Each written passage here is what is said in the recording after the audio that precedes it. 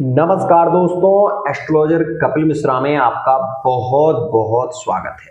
आज मित्रों हम बात करने वाले हैं मेष राशि के जातक अगर किसी से लव मैरिज कर रहे हैं या फिर अरेंज मैरिज कर रहे हैं तो उन्हें सबसे ज्यादा क्या देखने की आवश्यकता है।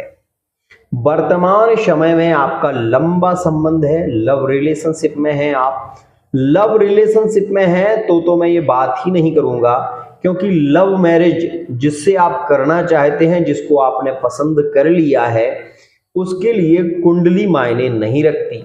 लेकिन जो लोग अरेंज मैरिज करने जा रहे हैं वो लोग इस चीज को जरूर समझें और लव मैरिज वाले भी समझ लें, क्योंकि ग्रहों की स्थिति अगर आपने समझ ली तो आप अपने पार्टनर के लिए कुछ सरल उपाय करके अपनी लाइफ में प्रेम और रोमांस ला सकते हैं।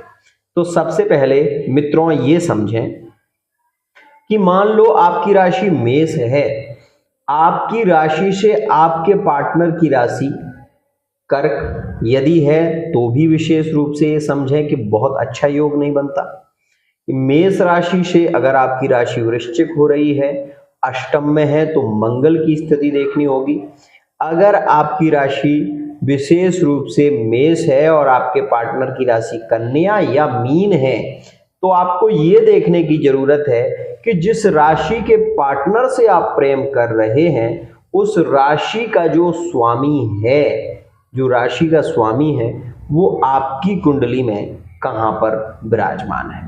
पहली और विशेष स्थिति, जैसे कि वर्तमान में मित्रों मेष राशि में गुरु गोचर कर रहे हैं, तो ये मान लीजिए कि वर्तमान में अगर कोई जातक मीन राशि के जातक को बहुत ज्यादा लाइक करता है, पसंद करता है, तो यहां पर एक बात विशेष जानने की है कि मीन राशि मेष राशि से 12वीं राशि होती है और मीन राशि से मेष राशि द्वितीय राशि होती है।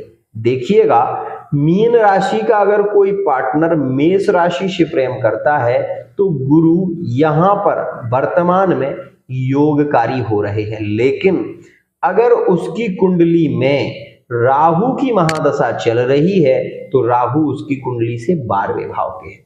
ध्यान से समझिए, जब राहु 12वें भाव के हैं तो अब ये भी जानिए कि 12वां भाव व्यय का होता है, 12वां भाव खर्चे का होता है, 12वां भाव विदेश की यात्राओं का होता है, 12वां भाव अचानक से दुर्घटनाओं का भी होता है। तो मैं केवल यही कहना चाहूंगा कि आपकी राशि मेष है, आपके पार्टनर की राशि मीन है, तो ये बात समझिएगा कि महादशा में राहु चल रहा है तो उसके उपाय आपको करने पड़ेंगे। उपाय के रूप में क्या क्या कर सकते हैं आप अपने पार्टनर के लिए, तो मैं आपको बता दूं कि आप विशेष रूप से बाजरा जो होता है वो कबूतरों को खिलाएं। आप विशेष रूप से दूर्वा गणेश जी को चढ़ाएं और गणेश चालीसा का पाठ करें। आपकी लव लाइफ में लव मैरिज के योग बहुत अच्छे बन जाएंगे। लेकिन जो लोग अरेंज मैरिज करने जा रहे हैं उनके लिए यह समय योगकारी रहेगा, समस्या नहीं आएगी। महादशा जरूर देखना है आपको कि पार्टनर की कुंडली में महादशा किस ग्रह की चल रही है। अब मान लीजिए कि आप मेष राशि के हैं, आपकी कुंडली में शनि की महादशा है और आपके पार्टनर की कुंडली में राहु की महादशा है, कोई समस्या नहीं है, कोई प्रॉब्लम नहीं होगी। आपकी लव लाइफ में प्रेम बढ़ेगा, समर्पण होगा, एक उच्च सफलता भी आपको मिलेगी, क्योंकि शनि और राहु मित्र होते हैं, शत्रु नहीं। अब मैं आपको बता दूं, इसी प्रकार से आपको ये जरूर देखना है कि आपकी कुंडली के सप्तम भाव, जो सप्तम भाव है उसका जो स्वामी है, आपकी वृषभ राशि होगी तो आपकी सप्तम भाव का मालिक मंगल हो जाएगा। और मंगल किस भाव में बैठा है ये मेन है। अगर आप अरेंज मैरिज करना जा रहे हैं तो सप्तम भाव को जरूर देखें। अगर आप लव मैरिज कर रहे हैं तो पंचम भाव को जरूर देख लें। अगर आपके पंचम भाव पर अशुभ ग्रह की दृष्टि, मतलब ऐसा नहीं होता कि गुरु शुभ ही होता है, गुरु भी कभी कभी अशुभ हो जाते हैं और कभी कभी राहु बहुत ज्यादा शुभ हो जाता है। तो ये भी देखना बहुत जरूरी है। आप ये देखें कि आपकी राशि से अभी राहु 12वें में है, जो चतुर्थ भाव पर दृष्टि दे रहे हैं, मतलब राजनीतिक क्षेत्र में आपको सफलता मिल सकती है। साथ ही ये भी समझिएगा, आप मेष राशि के हैं, आपके संबंध कर्क राशि में भी बहुत अच्छे रह सकते हैं, लेकिन वो तब रह सकते हैं जब आपकी कुंडली में चंद्रमा की महादशा चल रही हो और आपका मन पार्टनर से ज्यादा प्रभावित हो। मित्रों, कुंडली जो होती है वो हमारे संबंधों का एक अहम हिस्सा होता है। अब और भी विशेष बातें होती हैं, जैसे कि गण हो गया, एक व्यक्ति राक्षस गण का है, एक व्यक्ति मनुष्य गण का है। तो मनुष्य गण का व्यक्ति राक्षस गण के व्यक्ति के साथ में रह सकता है, लेकिन जो देवगुण का होगा और राक्षस गुण का, उसके साथ में रहना मुश्किल हो जाता है, क्योंकि देव और राक्षस नहीं रह सकते एक जगह। आपने इस चीज का अनुभव किया होगा, क्योंकि आपने ये देखा होगा कि पहले, आज की बात नहीं कर रहा मैं, पहले की बात कर रहा हूं कि जिस समय पुराणों की रचना हुई उस समय राक्षस भी थे, देवता भी थे, मनुष्य दोनों से मिलते थे, राक्षसों से भी और देवताओं से भी। तो इसलिए मनुष्यगण का व्यक्ति राक्षस में भी मिल सकता है और देवताओं में भी मिल सकता है। इसलिए एक विशेष बात कहूंगा, गण का भी महत्व होता है, लेकिन जैसे कि क्षत्रियों में सबसे ज्यादा महत्व होता है गण का, वर्ण का मतलब क्षत्रिय वर्ण का है, शूद्र वर्ण का है, वैश्य वर्ण का है या ब्राह्मण वर्ण का है, ये भी देखना बहुत जरूरी होता है। तो मैं आपको बता दूं कि मेष राशि क्षत्रिय वर्ण की राशि है और मीन राशि जो है वो ब्राह्मण वर्ण की राशि है, इसलिए इसमें संबंध बहुत अच्छे होंगे, लाइफ में प्रेम, रोमांस, सारी चीजें मिलेंगी। अब आप ये पूछेंगे कि गुरुजी, वर्तमान में जो संबंध होने जा रहे हैं, कौन कौन सी राशियों के साथ में उनके संबंध बहुत अच्छे रहेंगे? तो मैं एक बात जरूर कहना चाहूंगा, वर्तमान में इस चीज को आप नोटिस कर सकते हैं कि मीन राशि, धनु राशि में मेष राशि के संबंध वर्तमान में बहुत अच्छे होंगे, कहीं कोई समस्या नहीं होगी, लेकिन कुंडली में महादशा और अंतरदशा विशेष रूप से देखें। दोनों की दशा यदि एक होती है और ग्रह मैत्री में होते हैं, पंचधा मैत्री होती है, तो 100% वो संबंध बहुत लंबा चलता है, प्रेम भी होता है, रोमांस भी होता है, यात्राएं भी होती हैं, एक दूसरे की केयर करने वाले पार्टनर होते हैं।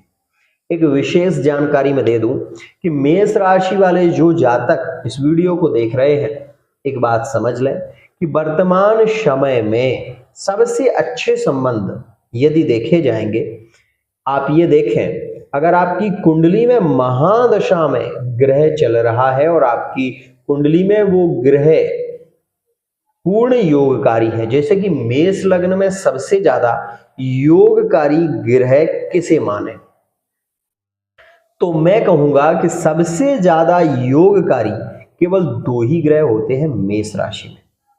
अगर गुरु केंद्र में हो और चंद्रमा केंद्र में हो तो विशेष रूप से दोनों ही ग्रह पूर्ण योगकारी हो जाते हैं और ऐसा व्यक्ति जीवन में सफल ही होता है, उसे असफलता जैसी स्थितियों का सामना नहीं करना पड़ता, क्योंकि सूर्य राजा है और चंद्रमा रानी है। इसलिए इस बात का विशेष ध्यान दीजिएगा।